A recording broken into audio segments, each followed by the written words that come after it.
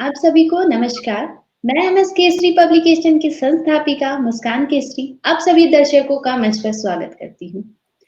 आज मैं आपको एक ऐसी शख्सियत से रूबरू कराने के लिए लेकर आई हूँ, जो न्यूरोलॉजिस्ट हैं, साथ ही साथ बहुत ही प्यारी हमारी लेखिका हैं, कवित्री हैं। तो चलिए मिलते हैं, कोटा राजस्थान से आई हैं हमारे बीच डॉक्टर विधि मैम। मैम आपका मंच पर स्वागत है। बिल्कुल आपका धन्यवाद कि मुझे इतना अच्छा मंच देने के लिए, प्रदान करने के लिए। मेरा नाम डॉक्टर विधि है, मैं न्यूरो फिजियोथेरेपिस्ट हूँ।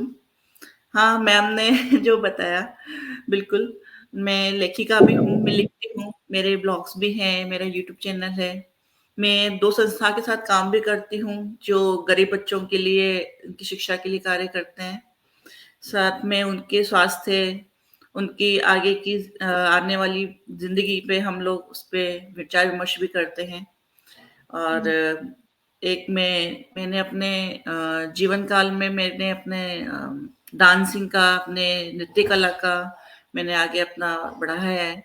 मैं एक कथक डांसर भी हूँ। अरे वाह! जो बहुत मेरे गुरु हैं वो हैं पंडित बिरजू महाराज, स्वर्गीय पंडित बिरजू महाराज जी। मैं उनकी शिष्या रही हूँ और बस। अरे वाह! बिल्कुल, देखिए मैंने आपको पहले ही बताया था आप सभी दर्शकों के कि एक ऐसी शख्सियत है जो आपको अभी आप बहुत कुछ उनके बारे में जानेंगे। तो अभी पंडित बिरजू महाराज जी से मैम कथक सीख रखी हैं और बच्चों के लिए निरंतर कार्य करती रहती हैं, साथ ही साथ महिलाओं को भी बहुत प्रेरित करती हैं। और ये इतनी प्यारी लेखिका है जो अपने शब्दों द्वारा बहुत प्रेरणा देती रहती हैं, सदैव। तो मैम हम सबसे पहले जानना चाहेंगे कि आपको साहित्य में रुचि कब से हुई? क्या आप बचपन से साहित्य में रुचि रखती थी या आप किन्हीं को देख के प्रेरित हुई? मुझे साहित्य में रुचि थी, कम थी, लेकिन मेरे मेरे पिताजी को साहित्य में बहुत ज़्यादा रुचि है, शुरू से रुचि है। वो बहुत अच्छे लेखक भी हैं, बहुत अच्छे शिक्षक भी हैं। मेरे फादर जो हैं वो लेक्चरर हैं हिंदी के, और वो बहुत अच्छे लेखक भी हैं। वो स्क्रिप्ट भी लिखते हैं, लेखन पठन करते हैं। और अभी उन्होंने आज से 15-20 साल पहले उन्होंने एक स्क्रिप्ट भी लिख के दी थी रानी लक्ष्मीबाई के ऊपर। और यही प्रेरणा मुझे मेरे फादर से मिली है। तो उन्हीं से देखते मैं सीखी, पढ़ना शुरू करा, लिखना स्टार्ट करा, ऐसे। बिल्कुल, और तो मतलब तो आपकी प्रेरणा आपके पिता से रहे। हाँ, मेरे रोल मॉडल जो है, मेरे आइडियल है, मेरे फादर हैं साहित्य में और लिखने में, क्योंकि वो हिंदी के बहुत अच्छे साहित्यकार हैं। बिल्कुल। एक बेटी के लिए उसके पिता का साथ मिलना बहुत बड़ी बात होती है और साहित्य के क्षेत्र में उन्होंने आप जैसी कवित्रियों को भेजा, ये तो और बड़ी बात है मैम। और आप बहुत प्यारी रचनाएँ लिखती हैं। तो हमारे दर्शक आपकी कुछ रचनाओं के बारे में जानना चाहेंगे। कि आपने जी, शुरुआती दौर में किस तरह से रचनाएँ लिखनी शुरू की? जब आपको अपने पिता से प्रेरणा मिली, तो आपने किस स्तर से लिखना शुरुआत किया? ये बताएँ। मैंने जब अपने पिता को थोड़ा फ़ॉलो करना स्टार्ट करा, मेरे को उनसे थोड़ी-सी प्रेरणा मिलने लगी, तो मैं क्या खुद के टॉपिक्स जैसे कि अ, कुछ प्राकृतिक तौर पे कहीं बैठी हूँ, कहीं का मौसम बहुत अच्छा है, वादियों में कहीं बैठी हूँ, तो वहाँ से मैं प्रेरित होके उनमें लिखने लगी। कुछ सामने कुछ नया देखती थी या फिर कभी कुछ, तो उसमें लिखने लगी। जैसे कि बारिश है, अब बारिश ऐसी है, मुझे बारिश बेहद पसंद है, मतलब मेरे बहुत करीब है। बारिश ऐसी है कि मैं उसकी हर एक बूंद के साथ मैं लाइफ खेल सकती हूँ, पूरी लाइफ खेल सकती हूँ। मुझे बारिश इतनी पसंद है। तो जैसे बारिश का मौसम होता है, सर्दी का मौसम होता है, उसमें कई रंग होते हैं। उन रंगों से प्रेरित होके मैंने लिखना स्टार्ट करा धीरे-धीरे करके, ऐसे। फिर बहुत मेरे अच्छी पिताजी अच्छी ने मुझे, मेरे फादर ने मुंशी प्रेमचंद जी की कुछ किताबें बताई, उनके साहित्य बताए।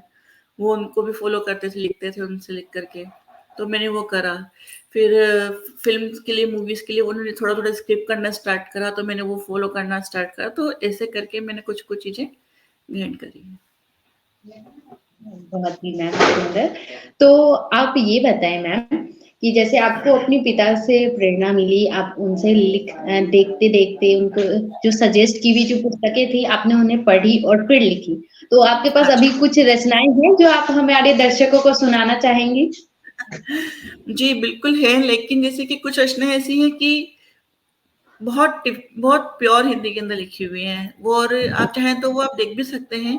Life is like a fish करके एक बुक है मेरी।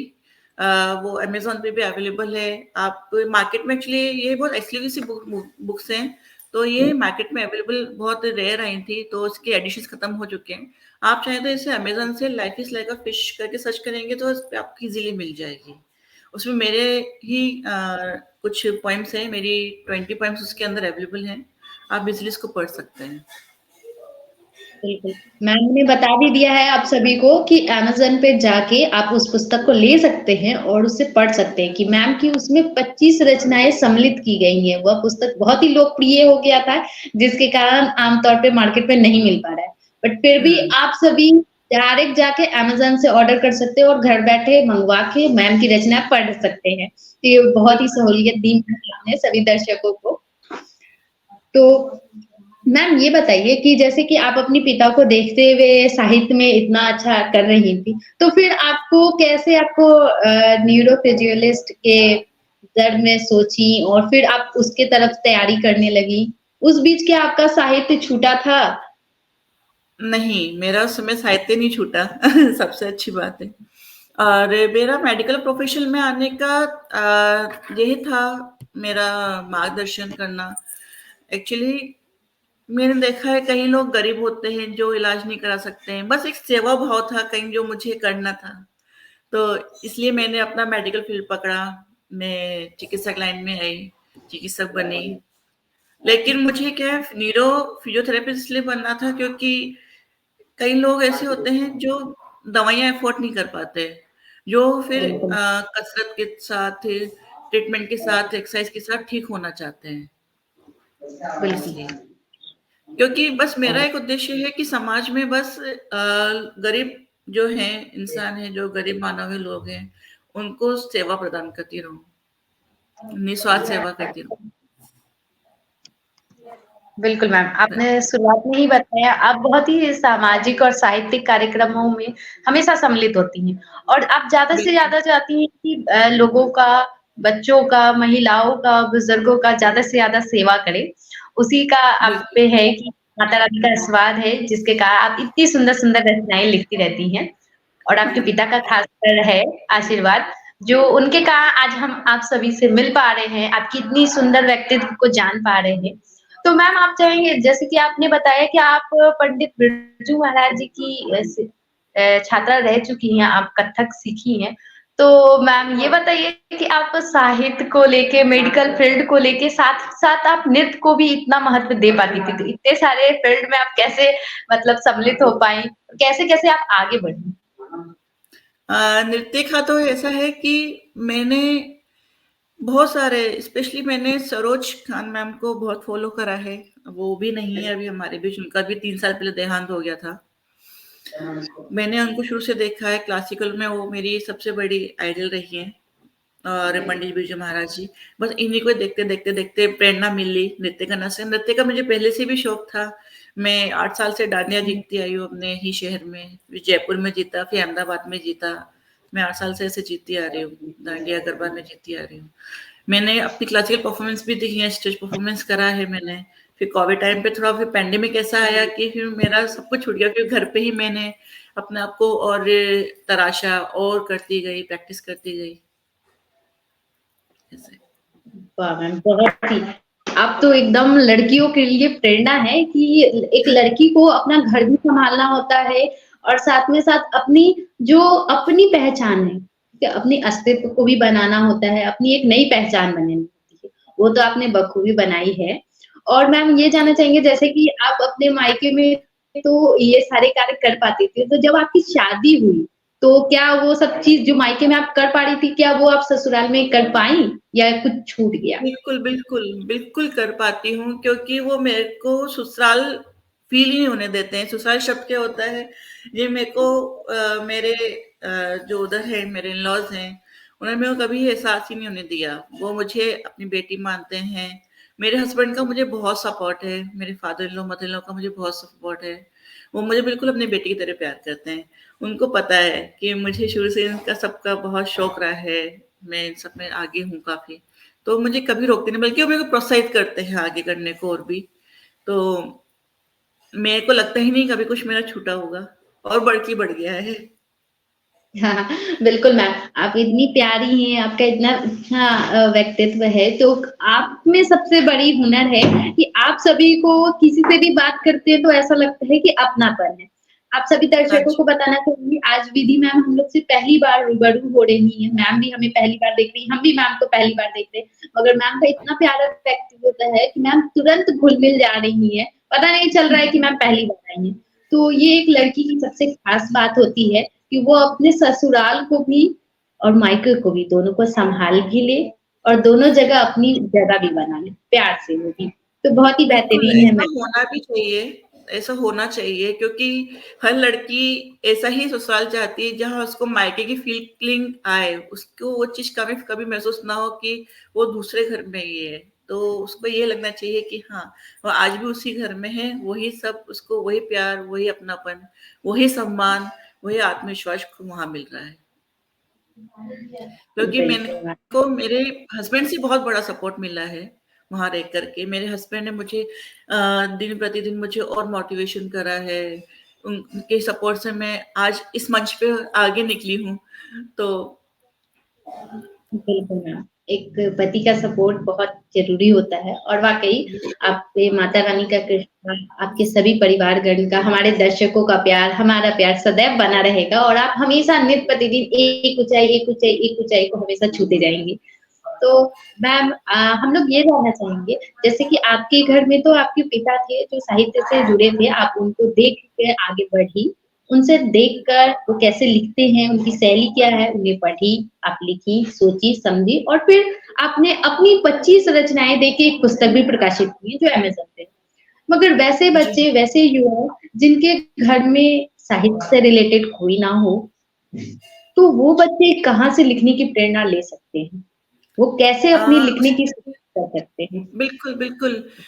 इसके लिए सबसे बड़ा प्रेरणा तो कभी मैंने आगे निकाला है, जैसे कहीं ब बालक होते हैं, कई बच्चे होते हैं जो पढ़ाई के लिए भी बाहर जाते हैं, जो अपनी शिक्षा के दौरान काफ़ी ज़्यादा स्ट्रेस रह जाते हैं। किसी को लगता है कि हमें लिखना है, लेकिन उनको लिखने की प्रेरणा नहीं मिल पाती है। वो सोचते हैं लेकिन लिख नहीं पाते। तो ऐसे हमने ऐसे बच्चों के लिए हमने, ऐसे युवाओं के लिए हमने एक मोटिवेशनल चैनल बनाया है यूट्यूब पे। उसका नाम मैं बता सकती हूँ। तो आप बिल्कुल, उसको चाहे तो फ़ॉलो कर सकते हैं, बिल्कुल। और वो बहुत अच्छा और बहुत मीन्स ग्रेटफुल है वो, कि बच्चे वहाँ से बहुत कुछ सीखेंगे। मुझे टाइम दें। उस चैनल का नाम है लाइफ स्किल लैब करके है मेरा चैनल। आप उसको फ़ॉलो करेंगे तो आपको ईज़िली मिल जाएगा। लाइफ बिल्कुल। Skill lab. उसपे तरह-तरह की बिल्कुल, मैंने मोटिवेशनल वीडियोज़ डाले हैं जो जीवन को एक नई दिशा देने के लिए, एक नया अ, राह बनाने के लिए आपको मोटिवेट कर सकते हैं। बिल्कुल। तो मैं चाहती हूँ कि जैसे आप कि उसको फ़ॉलो करें, आपको बहुत पसंद आएँगे। मैंने अभी तक 7-8 वीडियो डाल दिए हैं, तो आप उसको देखें, आपको काफ़ी अच्छा लगेगा और आप उससे मैं उम्मीद करती हूँ आप काफ़ी प्रेरित भी होंगे। बिल्कुल। तो मैंने आप सभी को पहले ही बताया था कि मैम सदैव युवाओं के लिए और महिलाओं के लिए, बच्चों के लिए हमेशा प्रेरित करती रहती हैं, उनके लिए वीडियो डालती हैं। मैम ने अपना यूट्यूब चैनल भी आप लोग को बताया है लाइव स्किल लाइव, आप वहाँ पे जाएँ। वैसे लाइफ बच्चे स्किल जो लैब, यस मैम। लाइफ अ, स्किल लैब। यस, वहीं आप जाके सब्सक्राइब करें और मैम की वीडियो देखें। वो बच्चे जो अपनी किसी भी जैसे कि आज का जो दौर है वो नौकरी का दौर है ना? एक समय के बाद घर से या समाज से हमारे द्वारा बोला जाता है कि अब तुम्हारी उम्र हो गई, अब तुम्हें कमाना होगा। इस दौर में जो युवा पीढ़ी परेशान हो जाती है, अपने अंदर की ऊर्जा को खोने लगते हैं, बोलते हैं कि अब मेरे अंदर वो नहीं है, मैं नहीं कर पाऊँगा। उन सभी से बचाने के लिए, आपके अंदर एक नई ऊर्जा भरने के लिए, नई उमंग भरने के लिए मैम अपनी वीडियोज़ डालते हैं। तो आप सभी एक बार उस वीडियोज़ को देखिए, आपके अंदर एक नई ऊर्जा आएगी, एक नई शक्ति आएगी और आप ज़रूर उस नौकरी को, उस जो कामयाबी आप पाना चाहते हैं, वो ज़रूर पाइएगा। तो मैम आप अपने शब्दों द्वारा भी हमारे युवाओं को, हमारे दर्शकों को प्रेरित अवश्य करिए, क्योंकि बहुत सारे ऐसे दर्शक भी हैं जो आपको सुन रहे होंगे अभी और ये सोच रहे होंगे कि मैम जो कह रही हैं वो तो बिल्कुल सही है। मैं किसी न किसी दौर पे हर आदमी अपनी ज़िंदगी में गुज़रता है, तो उस पे आप बताइए मैम? ओके, बिल्कुल, बिल्कुल, बिल्कुल बताना चाहूँगी। जैसे एक छोटा-सा एक उदाहरण मैं आपको देती हूँ। ये मेरे खुद के ही जीवन की घटना बता रही हूँ मैं आपको। मैं जब कोविड टाइम पे हमारी ड्यूटीज़ लगी थी, मैं पैंडेमिक में चल रही थी उस टाइम पे, तो मेरा जयपुर में जॉब था, मैं नौकरी करती थी जयपुर में, उस समय अपनी सेवाएँ वहीं देती थी। वहाँ से मुझे गवर्नमेंट के रूल के अकॉर्डिंग मुझे कॉल आया, मेरे पास मैसेज आया कि डॉक्टर विधि मैम आपको इस हॉस्पिटल में एसएमएस हॉस्पिटल में आपको जॉब करना है, ड्यूटी देनी है। कोविड के पेशेंट्स हैं और कोविड का सेकंड लेयर बहुत हाई वेव आया था, जिसके बारे में हम सब जब जानते हैं और उस ड्यूरेशन में 100 डॉक्टर्स की डेथ हुई थी, उस सेकंड वेव में। उस कंडीशन में मैं थोड़ी-सी डर गई। मैं तो स्ट्रॉन्ग थी, मेरी मम्मी और मेरे पापा बहुत डर गए थे, मेरा परिवार बहुत डर गया था कि कहीं मैं बीमार नहीं पड़ जाऊँ, कहीं उन पेशेंट्स के बीच में रह के कहीं मुझे कुछ नहीं हो जाए। मैंने उनको थोड़ा-सा मोटिवेट करा, मैंने उनको तसल्ली दी। मैंने ये कहा कि मैंने कहा एक बात मुझे बताइए कि अगर मैं कहीं दूर बाहर रह रही होती और मुझे वहीं ये अपॉर्च्युनिटी मिलती सेवा करने की, तो आप तब क्या करते? या फिर मैं फ़ौज में होती या फिर मैं किसी एयरलाइन्स में होती, किसी और कहीं दूर बैठ कर के मैं ये सेवा दे रही होती, तब आप क्या करते? तो मैंने कहा मेरा ये दायित्व है, मेरी ड्यूटी है कि मुझे ये सेवा प्रदान करनी है। क्योंकि मैंने जब मेडिकल का अपना ग्रेजुएशन पूरा करा था, मैंने अपना पाठ्यक्रम पूरा करा था, तो हम यही कसम खाते हैं कि हम पेशेंट्स की, हम मरीजों की दिन-रात दिल से सेवा करेंगे, निस्वार्थ भाव से सेवा करेंगे। तो फिर मेरे माता-पिता, मेरे पेरेंट्स को उनको लगा कि नहीं सही है, तो फिर मैंने आगे हाँ करी, फिर मैंने वहाँ ड्यूटीज़ दी। फिर मेरी ड्यूटीज़ 3 दिन की कंटिन्यू होती थी। हम 52 डिग्रीज़ का पीपीटी सूट पहन कर के हम लोग ड्यूटीज़ देते थे। बट भगवान की ऐसी कृपा रही कि मुझे बिल्कुल भी कोविड टच नहीं कर पाया। हमारा हर दूसरे दिन कोविड टेस्ट होता था, मैं कोविड बिल्कुल टच नहीं कर पाया। फिर जब डॉक्टर्स की डेथ होने लगी, 100 डॉक्टर्स की डेथ होने लगी तो हुई, तब फिर सरकार ने, मोदी जी ने ये डिसीजन लिया कि हम सभी डॉक्टर्स को उनके-उनके शहर में नियमित कर देंगे, वहाँ भेज कर के इनको ड्यूटीज़ जॉइन कराएँगे, ऐसे। बिल्कुल, मतलब आपको अपने प्रेरणा स्रोत आपके आस-पास के लोगों से ही मिलेगा, आपको कहीं बाहर जाने की ज़रूरत ही नहीं है। आप संदीप बिल्कुल। माहेश्वरी को फ़ॉलो कर सकते हैं। Sandeep Maheshwari is very good speaker, बहुत अच्छे स्पीकर हैं, उनके मैंने मोटिवेशन वीडियो बहुत सुने हैं। आप मैं अपने लाइफ स्किल लैब को भी आप फ़ॉलो कर सकते हैं, मेरे यूट्यूब चैनल को मोटिवेट होने के लिए। कुछ पुस्तकें हैं, आप उनको मोटिवेट करने के लिए पढ़ सकते हैं। अगर आप डिमोटिवेट होते हैं, कुछ एक्सरसाइज़ेज़ हैं उनको करने के लिए, जिसको आप करेंगे तो मैं यकीन से कह सकती हूँ कि आपका माइंड ज़रूर स्टेबल होगा और आप इससे अपनी राह खुद चुन पाएँगे।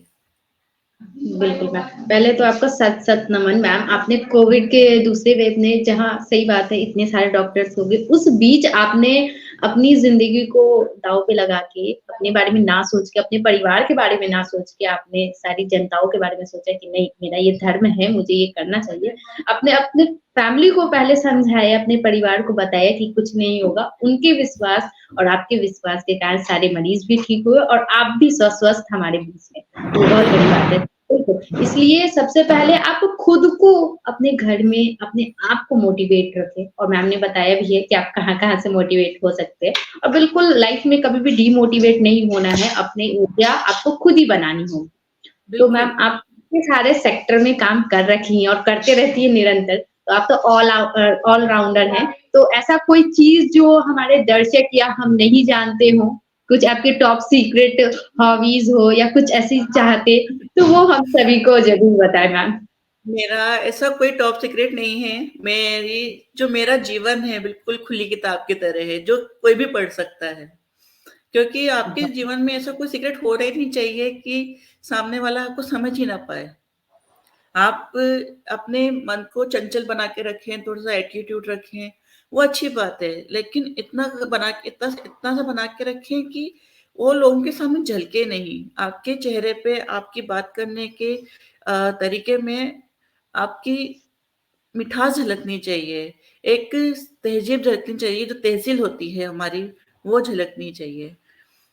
तो ये सबसे बड़ा इंसान के लिए बहुत बड़ा प्रेरणा स्रोत होता है सामने वाले के लिए कि सामने वाला आपसे किस तरह से प्रेरित हो सकता है। बिल्कुल। ऐसा है। बहुत ही सुंदर मैम आप जवाब देती हैं।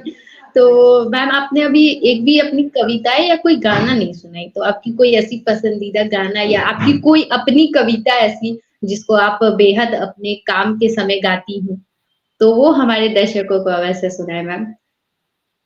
ऐसा नहीं है कि मैं कुछ स्पेसिफिक ही सुनती हूँ।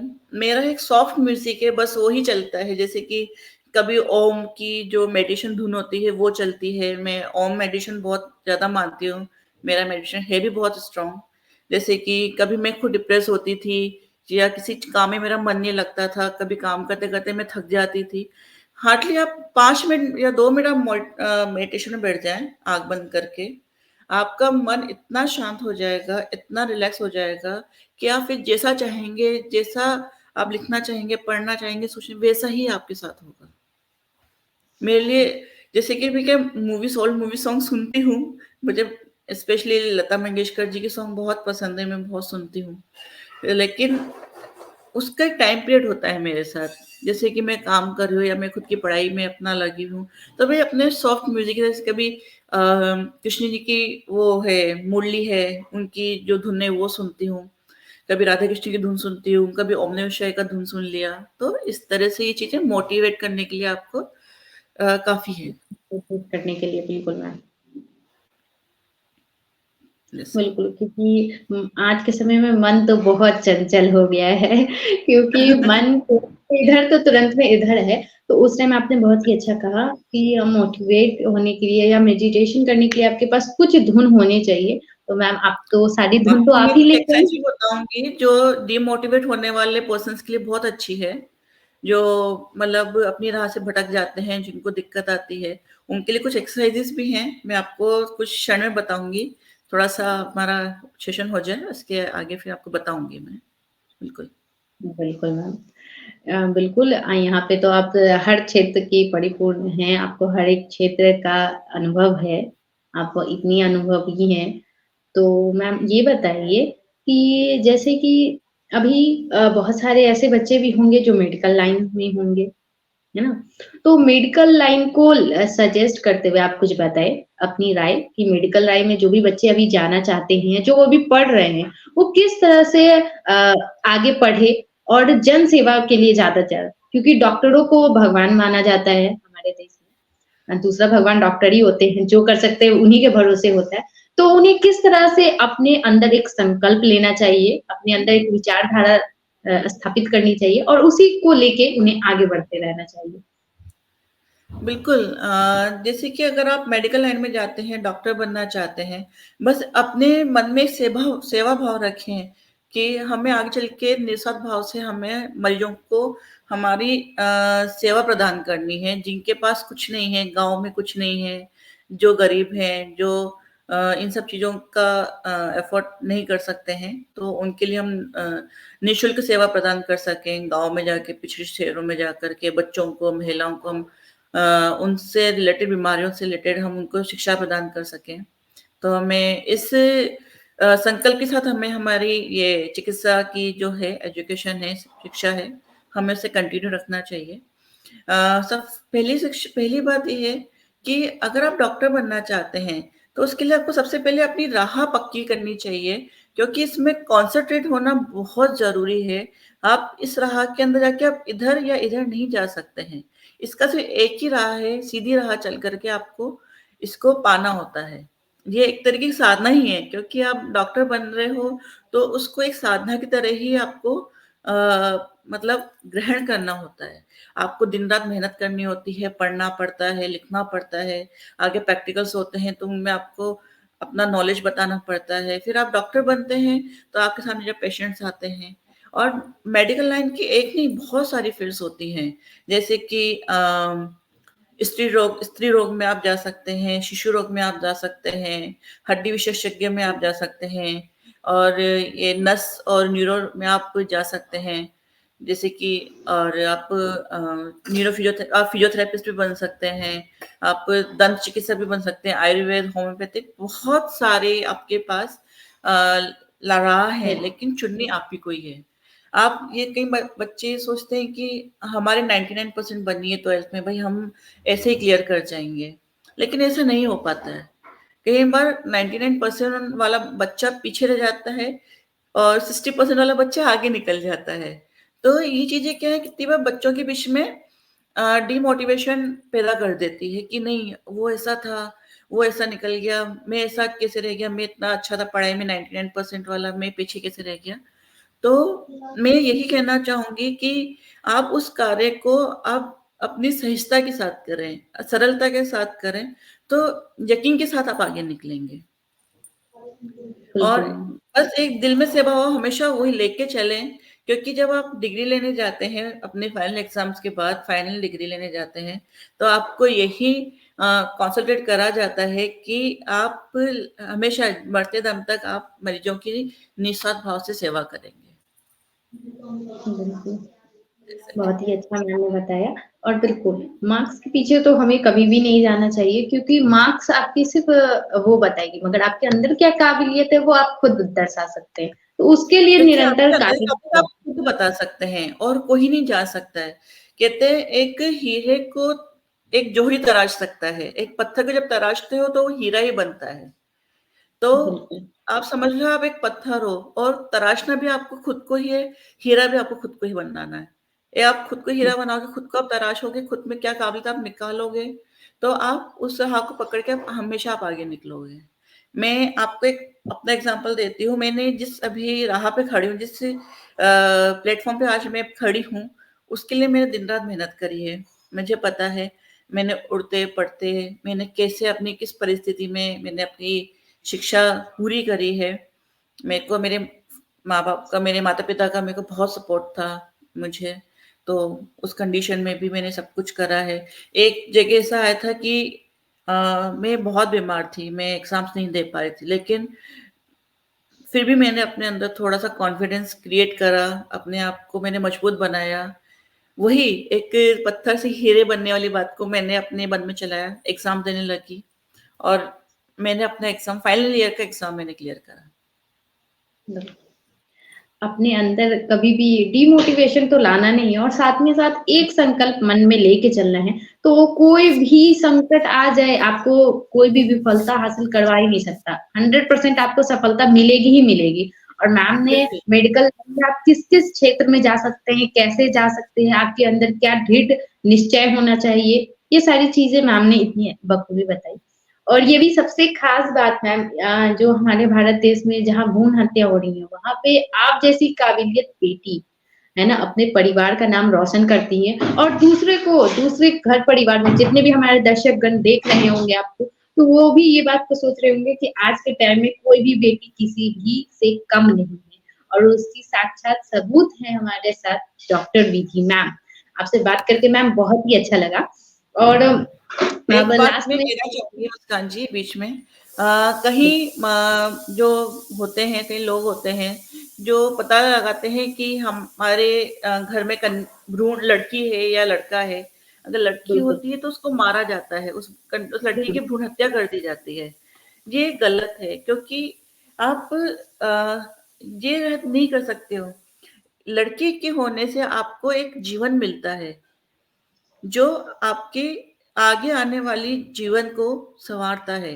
वो लड़की एक बेटी, एक पत्नी, एक बहू, एक माँ, एक साथ कम से कम 100 रोल एक साथ निभाती आगे हैं, बिल्कुल निभाती निभाती है। क्योंकि उसी से आपका जीवन है। एक लड़का क्या करता है? एक लड़का आप पैदा करते हैं, चलिए आपका बेटा होता है। आप बड़ा होके उसकी एजुकेशन पूरी कर लेंगे, कमा लेगा। एक टाइम के बाद क्या वो कितना सँभाल लेगा? सँभालेगा आपको कौन? आपकी बेटी, एक बहू, एक पत्नी आपको सँभालेगी। भ्रूण का हत्या कर कर के आप अपनी देश की ही आप अ, करवा अपने रहे देश हैं। को एक हाँ, बिगाड़ रहे हैं क्योंकि एक लड़की के बिना कुछ भी नहीं है। आज ये शक्ति है, लक्ष्मी है, सरस्वती हम जिनको पूजते हैं, आप उनको पूजते हो, लेकिन जब आपके घर में ही लड़की होने होती है, तो आप उनको मार देते हो। ये कहाँ का न्याय है?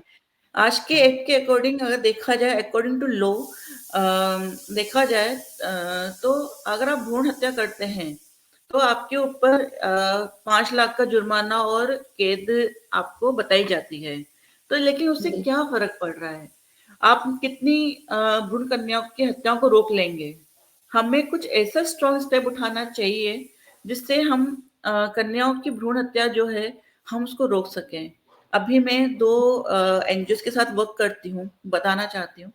एक आरएचए करके रॉबिन हुड आर्मी और एक नेकी की राह करके है। इन 2 एनजीओज़ के साथ मैं काम करती हूँ अभी। वहाँ हम सबसे ज़्यादा लड़कियों की ही शिक्षा, उनके स्वास्थ्य पर ही ध्यान देते हैं।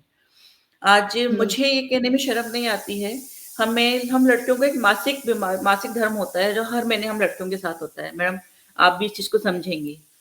हम बिल्कुल, उस बिल्कुल, संस्था के साथ मिलकर के गाँव की औरतों को कपड़ा लेने से रोकते हैं। वो कपड़ा इतना हानिकारक होता है, जो औरतें यूज़ करती हैं गाँव में, उससे इनके इंटरनल पार्ट्स में, अंदर के पार्ट्स में, उनके गर्भ में, योनि में, गर्भ में कई तरह की बीमारियाँ हो जाती हैं, जैसे कि कैंसर होना और इन्फेक्शन होने की वजह से उनके ना भ्रूण को, उनके गर्भ को निकाल दिया जाता है। तो उन सब से बचने के लिए हमने इनको सैनिटरी पैड बनाने का तरीका सिखाया।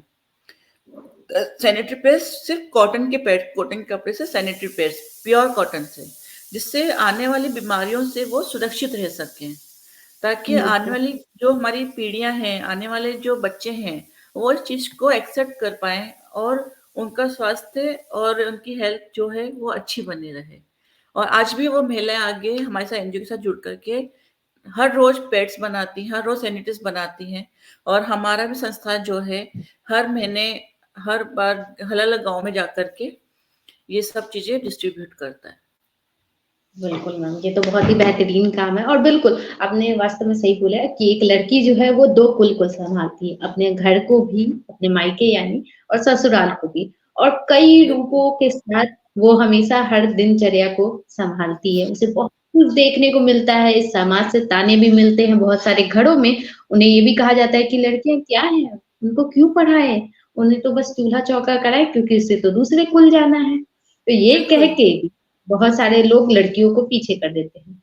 मगर आप जी, जैसी महिलाएँ होती हैं, जो खुद भी अपने अंदर काबिलियत लाती हैं, अपने आप को एक ऐसी महिला बनाती हैं जो दूसरों को प्रेरणा करा सके और आपने बहुत ही अच्छा मैम आप एनजीओ के साथ कार्य करती हैं, कि महिलाओं को वो जो पीरियड के दौरान जो गंदे कपड़े लेने से जो गंदी बीमारियाँ हो सकती हैं, उनसे बचाती हैं। तो आपको तो मैम एक तो आप डॉक्टर हैं, ऊपर से इतनी अच्छी लेखिका, आप इतना अच्छा डांस करती हैं खुद भी और आप इतने अच्छे-अच्छे क सामाजिक और साहित्यिक कार्य भी करती रहती हैं। तो ये बहुत ही बेहतरीन पल है, जो हम आपसे मुलाकात कर रहे हैं और हमारे दर्शक आपको सुन रहे हैं। तो मैम जैसे आप इतने सारे एनजीओ से काम कर रहे हैं तरह-तरह के गाँव में जाती हैं। तो आप ये बताएँ मैम सबसे पहले तो आप ये बता दें कि आप राजस्थान कोटा से हैं। कोटा जो जिला है उसको जाना जाता है पढ़ाई-लिखाई के ज़्यादा हुँ, और राजस्थान तो अपने आप में बहुत ही सुंदर राज्य है। तो उसके जी। बारे में सबसे पहले आप बताएँ, ताकि हमारे दर्शक अगर कभी वहाँ जाएँ तो वो क्या देखें वहाँ पे जाके? वहाँ की प्रसिद्ध जो कुछ खाने की वस्तु हो या घूमने की वस्तु हो या पहनने की वस्तु उसके बारे में? बिल्कुल, बिल्कुल। मैं कोटा शहर से बिलॉन्ग करती हूँ और कोटा शहर शिक्षण नगरी के नाम से जाना जाता है। यहाँ पे बहुत सारी शिक्षण संस्था भी हैं, स्पेशली एलन इंस्टीट्यूट है यहाँ पे जो बच्चों को शिक्षा प्रदान करता है। और यहाँ पे घूमने के लिए बहुत सारी जगह हैं, जैसे कि यहाँ पे आप ऐतिहासिक जगह बहुत सारी हैं, जैसे कि अभेड़ा महल हो गया, सिटी पार्क हो गया, है ना? जैसे कि रिवर फ्रंट अभी रिसेंट बना है, आप वहाँ जा सकते हैं, बहुत खूबसूरत है। थोड़ा-सा आगे जाएँगे बूंदी रोड पे एक बूंदी फोर्ट बना हुआ है, वहाँ आप जा सकते हैं। यहाँ पे बहुत सारी जगह हैं इस तरह से त्रिकुटा पर्वत बना हुआ है। हर जगह आपको कुछ ना कुछ छोटी-छोटी चीज़ों में आपको कहीं-कहीं शहरों की, कहीं के देशों की झलक देखने को मिलेगी। जैसे कि आप तो जैसे कि सेवन वंडर्स जा सकते हैं, वहाँ पे देशों के अलग-अलग देशों की कलाकृति को वहाँ रखा गया है। जैसे कि मिस्र की झुकी मीनार हो गई या कुछ इस तरह से। Hello,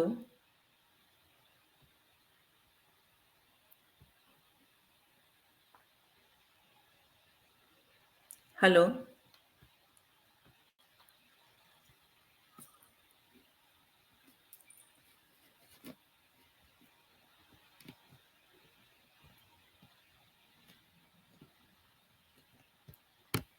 hello.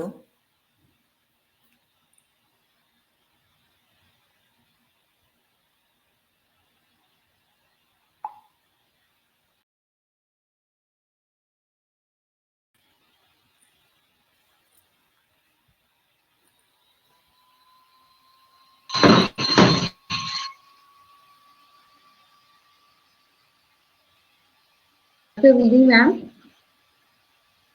डॉक्टर विधि आ रही डॉक्टर विधि मैम, आपको मेरी आवाज़ आ रही है? हाँ जी, हाँ जी, आ रही है, अब आ रही है। पहले शायद थोड़ा-सा कनेक्शन प्रॉब्लम हुआ था, तो आप डिस्टर्ब हो गए थे। बिल्कुल, हाँ, तो मैं ये कोई बात बताना नहीं। चाह रही ऐसी थी बातें हम हाँ, तो बिल्कुल, मैं ये बताना चाह रही थी यहाँ पे सेवन वंडर्स में जैसे कि हर जगह की हर देश की ना कलाकृति उतारी गई है, जैसे कि मिस्र की झुकी मीनार है, ले जेनेरो की एक मूर्ति को वहाँ स्थापित करा गया है, पेरिस का एफिल टावर है, हमारी भारतीय संस्कृति की सबसे खूबसूरत कला ताजमहल, जिसे एक प्यार का एक निशान माना जाता है। बिल्कुल, तो ये सब यहाँ पे स्थापित है। आप आएँगे तो आपको बहुत सुंदर लगेगा। आप यहाँ आएँ, घूमें। यहाँ का कोटा डोरिया कपड़ों के लिए बहुत फ़ेमस है और यहाँ पे आप आएँगे तो कचौरी यहाँ की बहुत फ़ेमस है। यहाँ की कचौरियाँ दुनिया हमारे कोटा शहर के अलावा बाहर भी फ़ेमस हैं। तो मैं आग्रह करूँगी मेरे सभी दर्शकों से कि वो यहाँ आएँ, यहाँ घूमें, आपको बहुत अच्छा लगेगा। बिल्कुल मैम। और आप जैसी इतनी प्यारी कवयित्री, लेखिका से जिस जगह पे हैं, उनसे भी रूबरू होने का आप सभी को मौका मिलेगा, ये भी है। बिल्कुल। ये तो मैम हमने जैसे आज सुन रखा है कि आपकी बहुत जल्द क्लिनिक कहीं जगह पे खुलने वाली है, तो उसके बारे में बिल्कुल। थोड़ा हमारे दर्शकों को भी बताएँ? और अभी मैं पुणे में शिफ्ट करने जा रही हूँ। पुणे में अपना चालू करूँगी। एक्चुअली मैं क्लिनिक खोलूँगी एक घर के अंदर अपने ही घर में थोड़ा-सा छोटा-सा चालू करूँगी। क्योंकि मेरा अभी भी वही मानना है कि चाहे आप नौकरी करो, चाहे नहीं करो लेकिन आपकी जो सेवा भाव है, वो आपकी तरफ से कभी भी कम नहीं होनी चाहिए। मेरा क्लिनिक इसी पर्पज़ से अगर मैं घर में खोलती हूँ, जब भी खोलूँगी पुणे में, तो मेरा एक ही सेवा भाव रहेगा यही कि मैं मरीजों की निःशुल्क सेवा उनको दे सकूँ, उनको निस्वार्थ से उनकी रोग को उनके रोगों का निदान कर सकूँ, तो यही मेरा टारगेट है। अरे वाह! दैट्स बहुत ही इट। सुंदर मैम, बहुत ही सुंदर व्यक्तित्व जितनी आपकी अच्छी है, जितनी सुंदर आप खुद भी हैं, उतना ही सुंदर आपका व्यक्तित्व है, उतनी ही सुंदर आपके विचार है, उतनी सुंदर आपकी एकदम दृढ़ निश्चय के साथ आप आगे निरंतर कार्य करती हैं, महिलाओं को प्रेरित कर रही हैं, एनजीओ के साथ मिलकर हमेशा सामाजिक कार्य कर रही हैं, ऐसी बीमारियों से बचा रही हैं उन महिलाओं को जिनके बारे में उन्हें पता भी नहीं होगा। बिल्कुल, तो आप जब गाँव में जाती हैं, जब ये बात के बारे में चर्चा करती हैं कि आपको ये जो पेट्स में आप गंदे कपड़े यूज़ करते हैं, उससे आपको ये बीमारी हो सकती है। तो क्या वहाँ की कुछ महिलाएँ इस बात को समझ पाती हैं? हाँ, इस चीज़ में ये बहुत अच्छा प्रश्न आपने पूछा है। जब मैं पहली बार इस कोटा शहर के एक जिले में गाँव में गई थी, तब मैं मेरे साथ 2 गर्ल्स थी और 2 जेंट्स भी थे हमारे साथ। तब हम सैनिटरी पैड्स लेके गए थे जब हमने बनवाए थे स्पेशली। हम 7-7 के मतलब पैक का हम लेके जाते थे, है ना? जब हम वहाँ जाते थे, तो वहाँ की औरतें आने में कतराती थीं, घबराती थीं कि आदमी है, कैसे जाएँ? हम ऐसी बातें खुले में कैसे करें? शर्म आती थी। वो घूंघट लेकर के आती थी ताकि ना वो कोई हम अगर वो पूछें तो उनको पहचान नहीं पाए। अगर कोई गर्भावस्था में है, अगर उनको कुछ पूछना है, उनको पता लगा कि डॉक्टर आई है, उनको कुछ पूछना है, तो अपने आदमियों के साथ कभी नहीं आती थी, वो आती थी अकेले। क्योंकि उनको शर्म आती थी कि हम आज हमारे पीरियड्स, हमारी गर्भावस्था, प्रेगनेंसी के बारे में हम ओपन में कैसे बात कर सकते हैं। फिर मैंने उनके कुछ सेशंस लेना स्टार्ट करे, मैं उनसे जाके मिलने लगी। हर वीक जाते थे हम, 3 गर्ल्स 2 बॉयज़ हम फिक्स जाते थे, उनसे मिलने जाते थे। ऐसा नहीं था कि मैं जीन्स टी-शर्ट में जा रही हूँ, मेरे को उनके साथ ही उनके जैसा बन के जाना पड़ता था। उनको मैंने समझाया, मैंने उनको वीडियोज़ दिखाई, पिक्चर्स दिखाई, मैंने उनको बहुत मोटिवेट करा।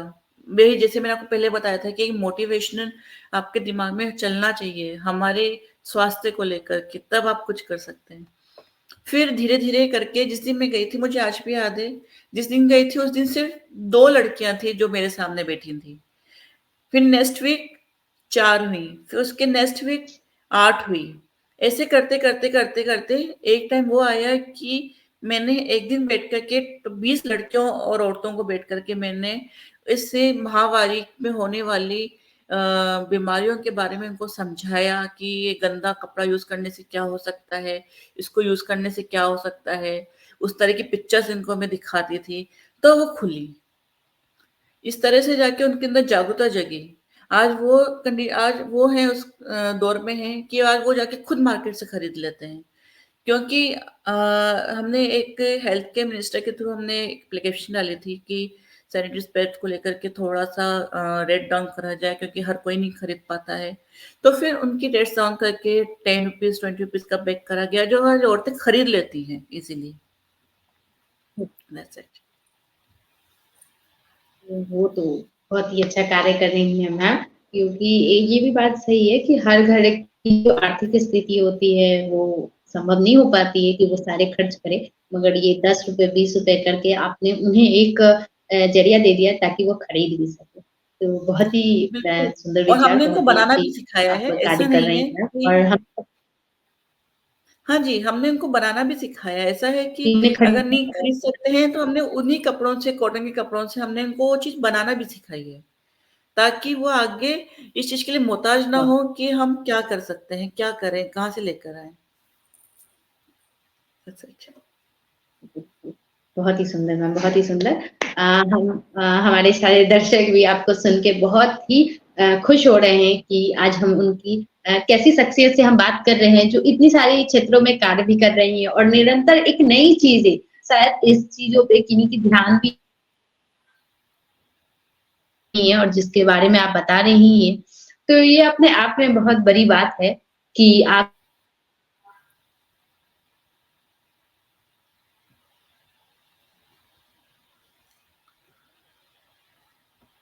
हेलो, तो मैम? जैसे कि मैम इतने सारे कार्यों में हैं, इतने सारे क्षेत्रों में निरंतर कार्य करती रह रही हैं और महिलाओं को, बच्चों को, सभी को आगे बढ़ा रही हैं।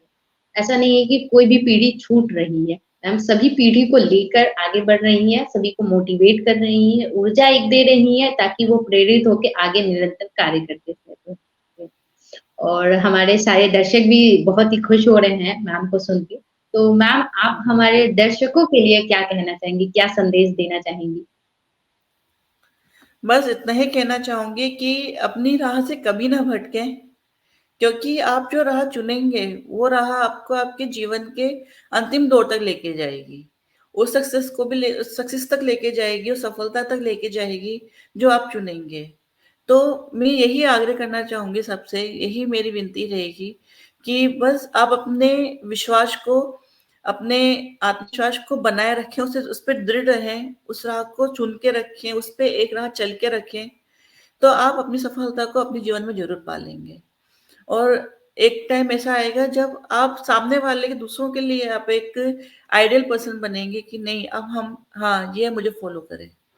आज मुझे ये प्रेरणा मुझे मेरे फ़ादर से मिली। मैं अपने फ़ादर को देखती हूँ, मेरे फ़ादर बहुत सीधे हैं, बहुत कम बोलते हैं, लेकिन जो उनकी कला है, उनको कोई छू नहीं सकता है। आज जब वो पढ़ाते हैं, तो वो किताब नहीं उठाते, उनको किताब का हर एक पन्ना, हर एक लाइन, हर एक वर्ड याद है। कौन-सी चीज़ कहाँ लिखी हुई है, आपको बिना किताब के उठा के बता देंगे। मुझे मेरी फ़ादर से यही प्रेरणा बहुत अच्छी मिली है। उनके थ्रू जाती हूँ, तो बहुत कुछ सीखने को मिलता है। मेरी मदर हैं, मेरी मदर ने मुझे एक टाइम ऐसा था कि मुझे खाना करना नहीं आता था, लिटरली बताऊँ। तो एक टाइम ऐसा था कि मेरी मदर को सुबह जल्दी जाना होता था और मैं लेट जाती थी। तो सुबह उठ के मम्मी के साथ में सब्ज़ी बनाती थी, रोटी बनाती थी। उन्होंने धीरे करके मुझे घर की थोड़ी रिस्पॉन्सिबिलिटी देना स्टार्ट करी। तो मेरे को लगा कि अगर मैं काम करूँगी, अगर मुझे बाहर सँभालना है, तो मुझे घर भी सँभालना है। एक टाइम ऐसा आएगा जब मेरी बिल्कुल, शादी होगी तो मुझे दोनों चीज़ें सँभालनी है, तो उसके लिए मेरे पेरेंट्स मुझे तैयार कर रहे हैं। वो मुझे उस राह के लिए तैयार कर रहे हैं जो मुझे अपने जीवन में उतारनी है।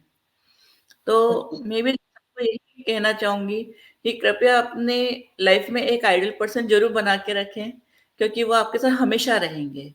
चाहे वो जीवित हों, चाहे कैसे भी हों, आपके दिमाग में, आपके दिल-दिमाग में एक छवि बना के रखेंगे। बिल्कुल।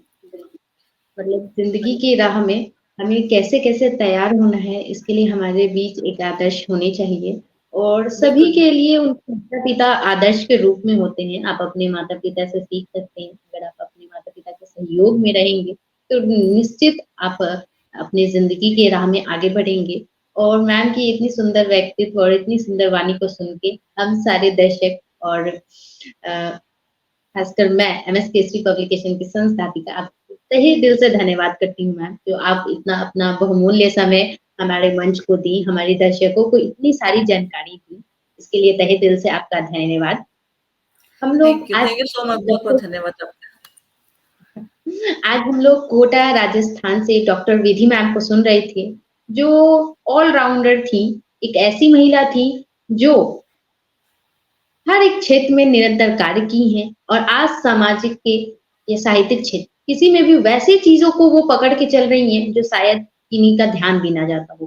वैसी महिलाओं को, युवाओं को सभी को प्रेरित भी कर रही हैं, खुद भी आगे बढ़ती हैं और उन्हें भी आगे बढ़ाने का ज़रिया देती हैं। और साथ ही साथ उन्होंने एक बहुत ही अच्छी बात कही है कि देखिए, हमारे घर में बेटियों को जन्म देना बहुत ही आवश्यक है। आप देख रहे होंगे डॉक्टर विधि मैम को आपने सुना है, कुल 45 मिनट आप सभी ने उन्हें सुना है। वो अपना जो व्यक्तित्व है, उन्होंने खुद बनाया, अपना अस्तित्व उन्होंने खुद ही बनाया है। उन्होंने निरंतर उस पे कार्य किया है। उस कार्य करने का नतीजा है कि आज विधि मैम हमारे बीच हैं और बहुत ही अच्छा कार्य कर रहे हैं। तो आप सभी अपनी बेटी को, अपनी बहू को, अपनी घर की माँ को, सभी को सम्मान दें, उनका जो भी इच्छा हो, उनका सपोर्ट करें, सहयोग करें और उन्हें आगे बढ़ाएँ। बस इसी आशा के साथ आप सभी से मैं अभी अलविदा कहती हूँ। फिर मिलेंगे अगले इंटरव्यू में किसी नए शख्सियत के साथ, उनके व्यक्तित्व को, उनके विचारों को सुनेंगे और उनसे प्रेरणा लेके हम अपने जीवन में अवश्य उतारेंगे। आप सभी का दिल से नमस्कार, अपना प्यार, सहयोग ज़रूर बनाएँ और डॉक्टर विधि मैम की मोटिवेशनल चैनल को सभी सब्सक्राइब ज़रूर करें। तब तक सभी का दिल से धन्यवाद। Thank you so much.